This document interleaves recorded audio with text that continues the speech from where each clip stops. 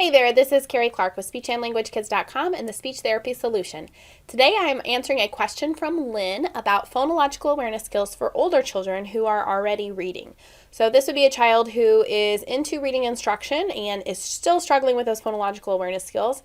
And actually I have a post going live today on the main website that is all about dyslexia, which is generally a problem with phonological skills in older children. So if you are struggling with a child with dyslexia, this is appropriate for that, or children who are having reading problems based on phonological processes, you may want to be looking into some dyslexia help as well.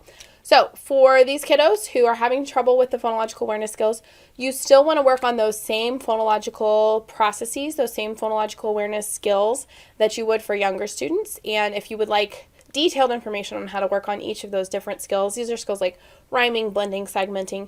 If you want detailed information on how to work on those, you can go to speechandlanguagekids.com/PA, and that will give you all my phonological awareness tips and activities for you. But for older kids, the modifications that you're going to want to make is you still are going to want to start with the easiest skills.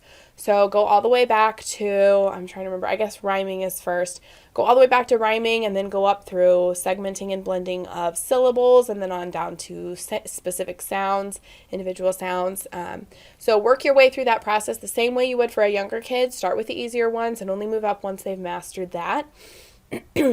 And then also it's going to be important when you have an older kid working on these skills that you really get them to focus on the sounds and not the letters at first. So you're going to have to break it down to, okay, we're not talking about letters. I want to hear what sounds you hear.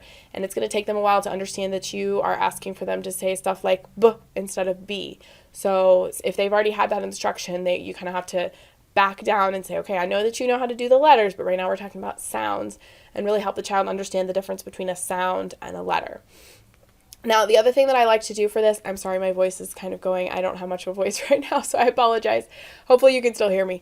The other thing that I like to do for kiddos who are working on sounds versus letters in phonological awareness with older kids is I like to use letter tiles such as these. So you can see here I have the letter tiles for cat, okay? So I'll have one tile per letter or per sound in the word, and I like to start with words that do have one letter per sound instead of, if you did one that had a silent E or something like that. Start with just one letter per sound, and then what I'll do is I'll put these on the table for the child.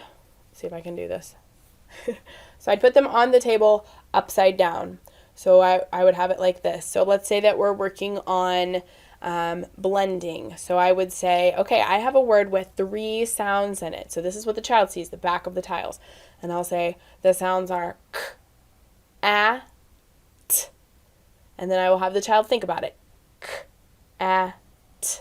And then once they figure it out, then we're going to flip it over so they can see what the actual word was. So this is a good way to work on what you hear first and then reinforcing that with what letter it is. Okay, so I'll do that. I'll also do for if I'm having them, if we're doing blending and then we're also trying to use those letter correspondences. So I'll have them say, I'll say k, e, t. What sound do you hear first? Or, okay, sorry, back up. I'll say cat. What sound do you hear first? There's 3 sounds in cat, cat. And the child will say cat. I hear k first, and I'll say, you're right. So we'll flip around the C. I'll say, you heard k, okay? Now what sound do you hear in cat? And they'll say k, ah. I hear ah, and I'll say, you're right. So we'll flip it over and we'll see, oh man, I lost my C. So we'll see that was the A. And then we'll say, okay, what sound do you hear at the end of cat? And they'll say, oh, I hear a T or a T sound. And then you'll say, yep, and that's a T. Sorry, I dropped the C. So you can see that that way you are still using the letters, you're still using the tiles, but they're focusing on what they hear first and then reinforcing it with the letters. So this will kind of pair with the instruction that they're getting in school. Once you get them doing this pretty comfortably with words that have one letter per sound, then you want to start working on words that have pairs of letters that represent one sound. So for example, if my word was eat, that's actually 2 sounds, E and T. And this is exactly how I would do that. So I would tell the child, okay, we'd have it flipped over, but I would have them separated. This is hard to do in the air. So I'd have them separated on the table like this, so there was a space.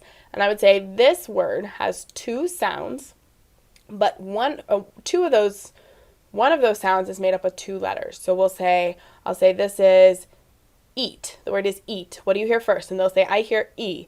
And you say, you're right. E is made up of E and A in this word. And then what's the other sound you hear? E, t. It's a T. So then you'll turn it over. So just kind of pair them off by the sounds that they make so that the child can see, okay, well, I still hear 2 sounds, but I see 3 letters. Okay, so when you're working on some of those more complex words, you can use that strategy. Finally, my final tip for you is to use the child's spelling words for practice on these. If there are words that the child is having trouble with on their spelling list, you might as well work them into your therapy activities so that you can practice them. Most of those are probably not going to follow the 1 sound per letter, 1 letter per sound rule. So you'll be able to talk about some of those sound pairs and how different letters go together to make different sounds. All right, I hope that helps. If you have other questions, please leave them in the comments below, and I'll get back to them as soon as possible. Thanks so much, and have a great day.